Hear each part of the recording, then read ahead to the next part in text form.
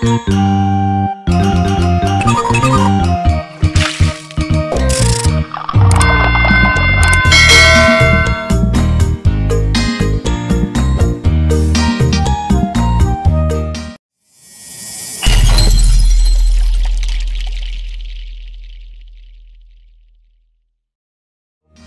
damai sejahtera di dalam kasih Tuhan bagi kita semua. Salam sehat, tetap semangat. Tuhan memberkati kita. Di depan saya saat ini ada Mbak Amel namanya.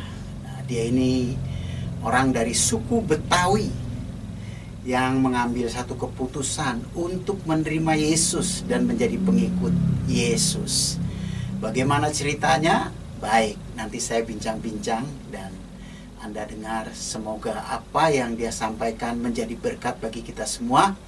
Yang lemah dikuatkan, yang susah dihiburkan, yang sakit disembuhkan.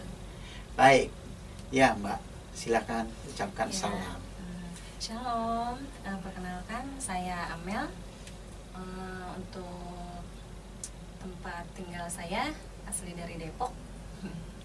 Dan sekarang mau bersaksi. Iya. Lebih suka sih untuk membicarakan tentang kebaikan Tuhan Yesus yang telah kasih dalam hidup saya. Amin. Nah, Mbak Amel, seorang yang berasal dari Muslim, apalagi keluarga Betawi ya, itu gak gampang bisa mengambil satu keputusan, karena dia pasti akan mengambil risiko. Nah, risiko itu memang sudah Tuhan sampaikan. Kamu akan dianiaya banyak orang. Karena sebelum kamu teraniaya, aku lebih dahulu. Ya, musuh seseorang orang seisi rumahnya. Jadi nggak jauh-jauh. Kadang-kadang bapak ibu kita, adik kakak kita. Jadi orang yang memusuhi kita gara-gara kita percaya Yesus. Tapi Tuhan Yesus kasih jaminan, orang yang bertahan sampai kesudahannya akan menerima hidup kekal. Ya, oke. Gimana ceritanya Mbak Amel kok bisa menjadi orang yang percaya kepada Yesus, itu gimana ceritanya? Kalau dari awal mulanya ya Pak, sebenarnya bukan saya yang memilih gitu. Iya benar, itu amin itu. Iya, bukan saya yang mencari pengen ikut Tuhan nih, istilahnya kayak gitu kan. Cuman saya percaya saya salah satu yang dipilih oleh Tuhan. Iya. Mungkin melalui pasangan saya.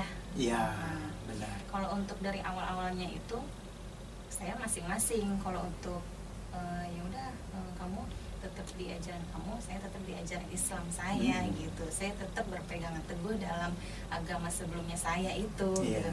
Cuman lambat laun hati saya itu bergumul, lumayan lama juga, bertahun-tahun gitu.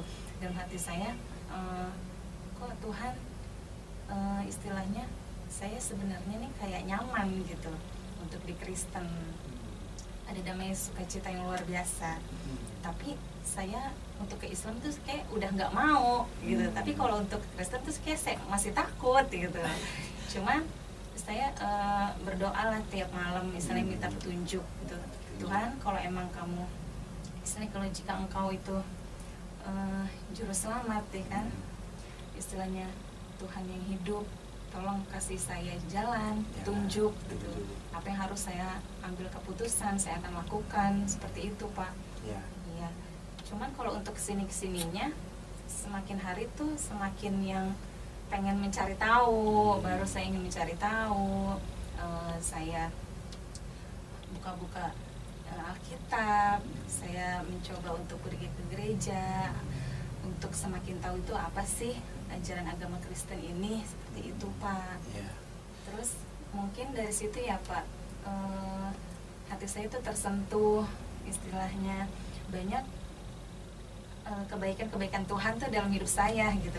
Saya itu berdoa gini, Tuhan kalau misalnya memang kamu itu Tuhan, saya ada masalah, saya meminta bantuan, itu Tuhan kasih jalan, selalu seperti itu. Jadi saya mengambil kesimpulan tuh buat Tuhan itu memang ajaib, istilahnya dahsyat banget gitu Pak. Dan selalu kasih jalan keluar. Iya, ada Pak. Pertolongan ya. Betul Pak. Misalnya, walaupun saya tahu keputusan yang saya ambil ini akan berakibat banget, dan itu sudah terjadi di dalam keluarga saya, istilahnya untuk orang tua saya, keluarga saya, saudara saya itu semuanya. dengan saya mengambil keputusan seperti ini gitu loh Pak. Ya memang kalau secara pribadi kita mah nggak kepengen ya jadi Kristen. Enggak, dari awal pun enggak mau. Amit-amit deh gitu. Istilahnya. Saya juga dulu paling nggak suka sama orang Kristen. Saya dulu paling benci orang Cina, orang Kristen. Apalagi udah Cina Kristen. Jadi udah nggak ada ya. Jadi kalau kita sekarang menjadi orang percaya itu bukan keinginan kita, tapi Tuhan maunya kita percaya kepada Dia ya. Ada banyak caranya, bisa lewat pacar yang kita anggap nggak seiman, dia Kristen, lo apa lo Kristen, gua Islam, enggak dah gitu ya. Kadang-kadang bahkan ada yang nekat ya, ada yang nekat gitu. Nah, tetapi kalau Mbak Amel sekarang bisa percaya Tuhan, itu gara-gara punya pacar orang Kristen. Enggak karena ya itu. enggak. Sebelum pacaran juga udah tertarik. Enggak malah. Maksudnya sebelum pacaran tertarik sama Kristen? Kristen, tidak. Oh enggak. Terus? Saya tetap dengan ajaran agama saya sebelumnya. Jadi masing-masing aja kalau untuk keyakinan. Oke, kita memang ada hubungan pacaran nih, tapi kita masing-masing. Enggak ada yang paksaan satu sama lain, itu enggak ada Pak. Dan pasangan saya pun tuh enggak pernah memaksa untuk ngajarin saya itu enggak.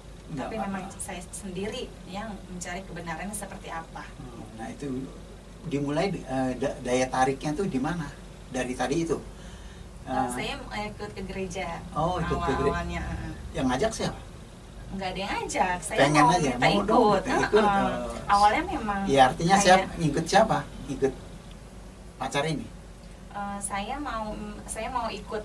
Kan biasa setiap hari Minggu dia ke gereja. Ya artinya. Saya mau ikut dong. Gitu. Saya artinya mau cari tahu. Sama-sama dia gitu. Sama dia. Nah, terus dari ke gereja itu mulai tersentuh gitu ya. Tapi awalnya sebenarnya sih nggak gampang sih Pak. Awalnya itu kayak aneh, gini ya kok nyanyi kayak gitu. Ada yang kayak orang-orang gimana sih, kayak orang kesurupan gitu mau. Padahal itu kan bener-bener kayak di lewat Tuhan kan gitu. Cuman semakin hari, semakin waktu bertambah gitu, saya tuh bener-bener kayak tersentuh gitu.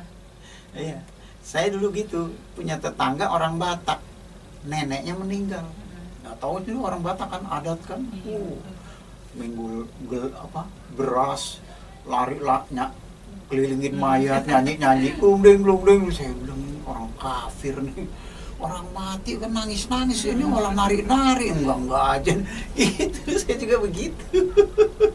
Nah kita di gereja juga seperti itu, kita rasa asing ya, karena kita kan nggak biasa ya, rasa asing. Tapi dari situlah semakin sering pengen tahu, makin tahu, makin pengen tahu, makin cinta ya.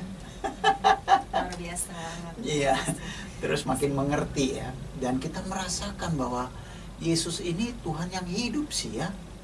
Dia hidup di hati, kehadirannya memberikan damai, tenang ya. Tapi ya risikonya itu terbuang dari keluarga. Saya sudah mengakui di depan orang tua saya. Ngakuin ya? Ya, saya mengakui kalau saya ikut Yesus. Waktu ngakuin tuh gimana reaksinya? Ya luar biasa lah. Tapi untung memang kalau untuk orang tua ya dia memang menentang, cuman ya, tidak garis keras. Nggak keras ya?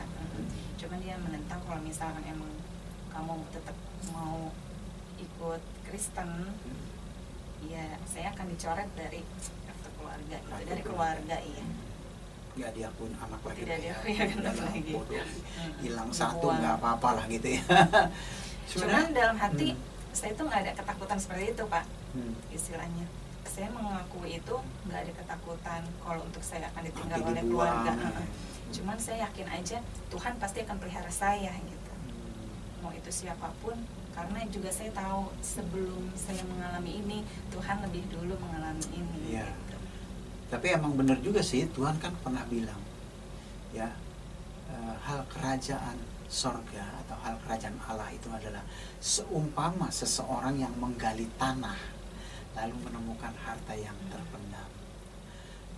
Dia tutup lagi tanah itu, dia pulang ke rumahnya, dia jual seluruh aset hartanya ya.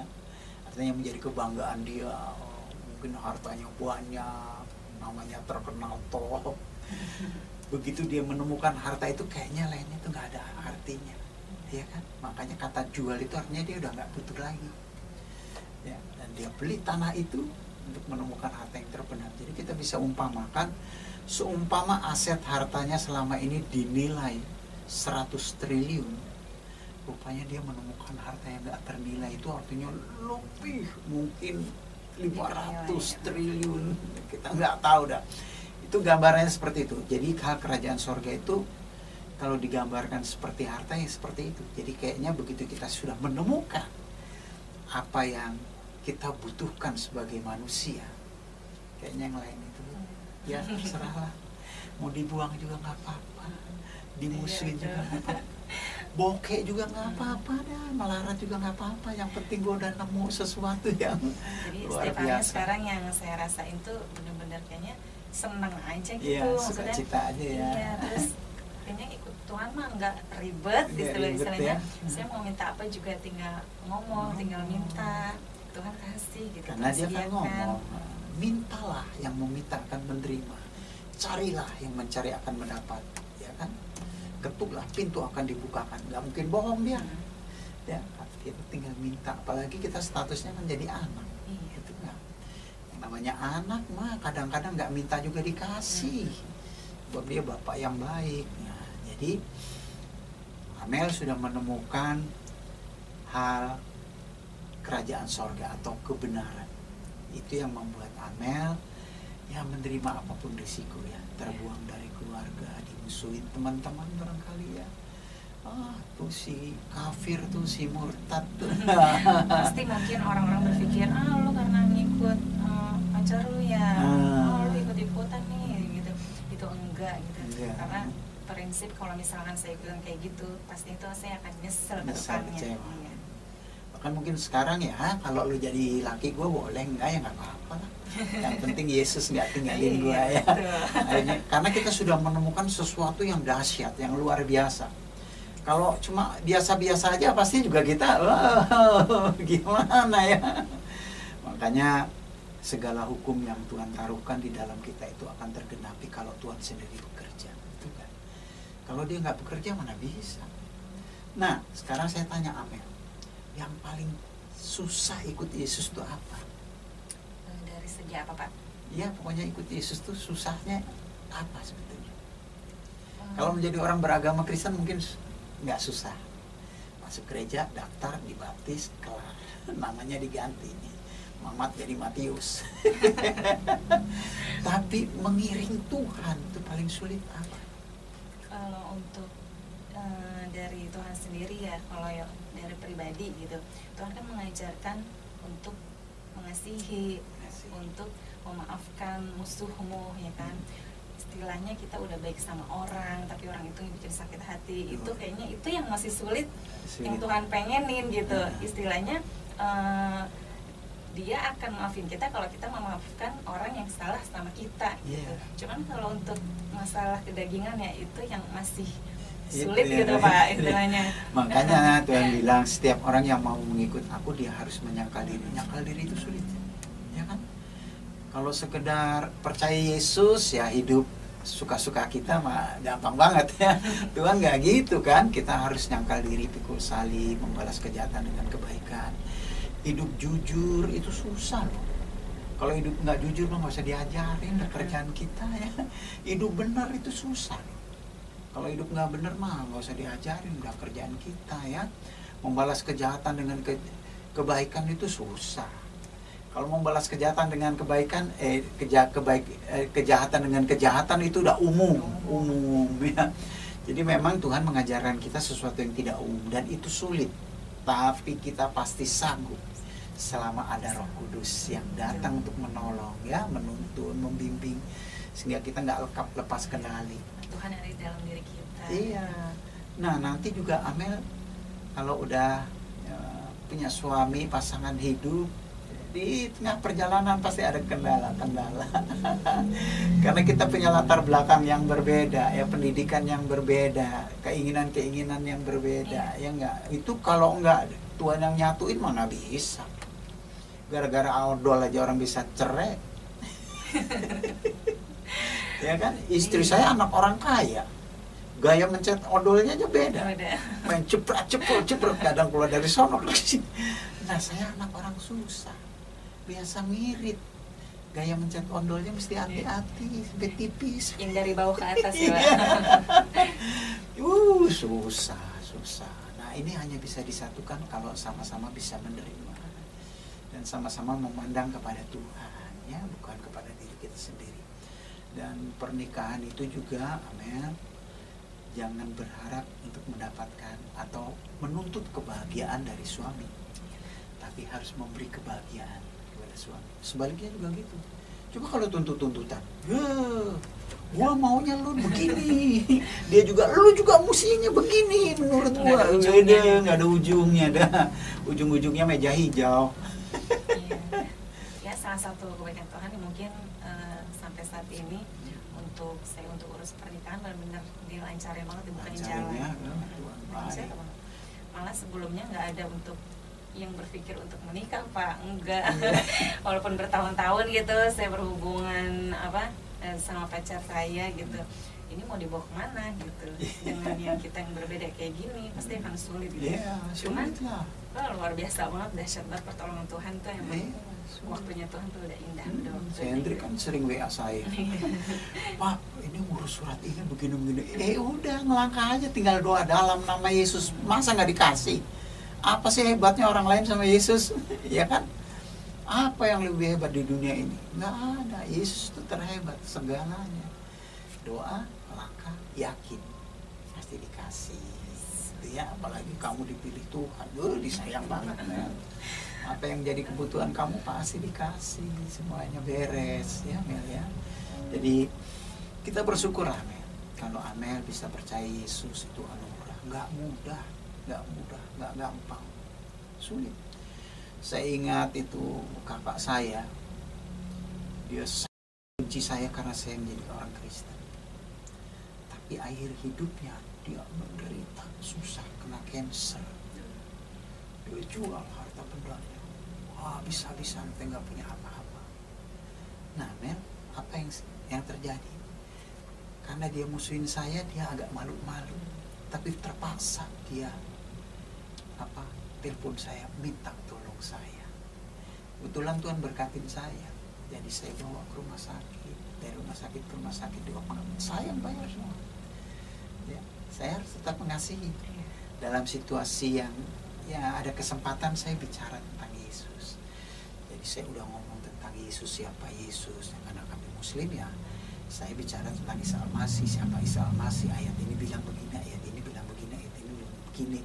Secara materi dia kekurangan saya kasih, diopname saya bayar, obat butuh saya beliin. Udah semua. Terima Yesus.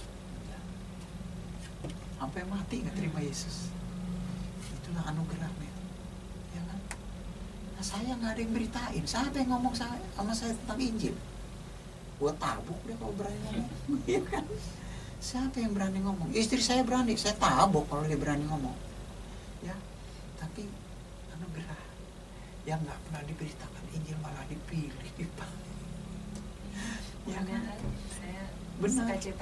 Kalau aku senang banget. Lihat, aduh, kakak saya udah sedemikian rupa, udah saya urusin semua, tetap nggak bisa terima.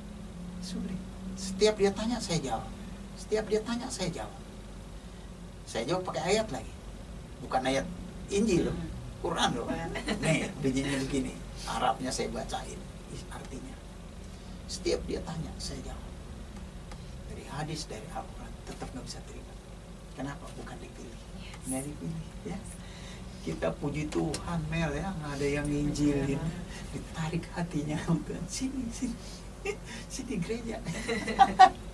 Sini percaya gitu ya. Ya, kita bersyukur. Nah, sekarang Amel bisa bedain nggak apa bedanya Kristen dengan agama yang lain? Kalau secara agama kan namanya juga agama ya.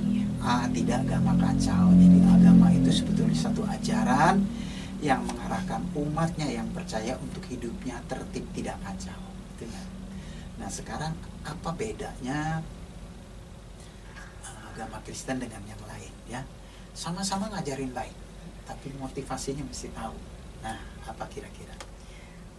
Kalau untuk pribadi ya, setelah saya ikut Yesus gitu, saya berpikir kalau untuk Yesus itu nggak ribet gitu loh Pak. Nggak ribet. Iya, jadi saya Bahasanya mau gampang.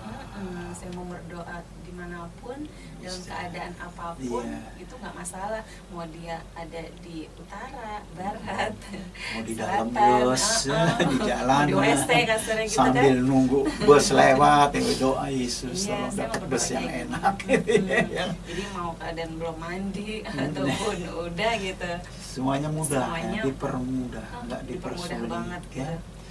Nah, tetapi kalau bedanya saya mau kasih tahu, agama yang lain juga mengajarkan baik. Kristen juga mengajarkan manusia berbuat baik. Ya. Tapi bedanya di motivasi. Kalau agama yang lain itu orang berbuat baik karena ingin selamat. Tapi kalau Kristen orang berbuat baik karena sudah selamat. Jadi bedanya kata sudah dan ingin. Makanya kalau orang Kristen nggak berbuat baik, ini pasti orang Kristen yang nggak ngerti, nggak tahu. Dia nggak tahu udah ditebus sama Tuhan, udah diampuni, lo bukannya berbuat baik malah ngaco. Gitu. Jadi itu kelihatan sekali di sana. Jadi kalau kita sebagai orang Kristen, kita berbuat baik itu bukan karena untuk dapat upah, tapi Tuhan sudah kasih kita upah. Jadi layaklah kita berbuat baik. Orang Kristen yang tidak berbuat baik itu berarti orang Kristen yang nggak tahu diri, nggak tahu bersyukur. Ya kan? Udah ditebus dosanya Oh, nih sama Tuhan. ampuni, udah ditolong diangkat dari sampah jadi anak. Waduh, kalau nggak bersyukur mah kelewatan ya. Iya, Mel ya, selamat. Nanti kira-kira tanggal berapa mau nikah? Tanggal 12 Rencana ya? ya Pak, tanggal 12 Desember ini. Ya, saya doain supaya lancar, benar-benar jadi membina keluarga yang baik, yang bahagia ya. Aku tuh seneng banget. Dikaruniai anak-anak yang mantap, keren. Pengen ikut Tuhan, benar-benar satu-satu tuh dibukain jalan gitu. Dan jalan benar. Ya mudah-mudahan kamu bisa jadi berkat buat keluarga. Ya, mereka bisa melihat bagaimana Tuhan mengangkat kamu, memberkati kamu, sehingga nanti kamu nggak perlu bersaksi. Nanti bilang, Mel lo kok bisa begitu sih? Tinggal jawab, siapa dulu bapaknya? Ya kan? Ya Tuhan akan memberkati hidup kita, orang percaya yang sungguh hati. Nggak akan dikecewakan dan dipermalukan. Ya, Tuhan Yesus memberkati. Amin. Terima kasih untuk bincang-bincang kita saat ini. Tuhan berkati ya. Nah, demikian saudara bincang-bincang saya dengan Amel, putri Betawi asli, gadis Betawi asli yang mengambil keputusan untuk menerima Yesus apapun risikonya. Dan percayalah Tuhan tetap akan membela dia dan memberkati hidupnya. Amin. Ucapin salam. Amin. Shalom. Salam sehat. Salam sehat. Tetap semangat. Tetap semangat. Haleluya. Haleluya.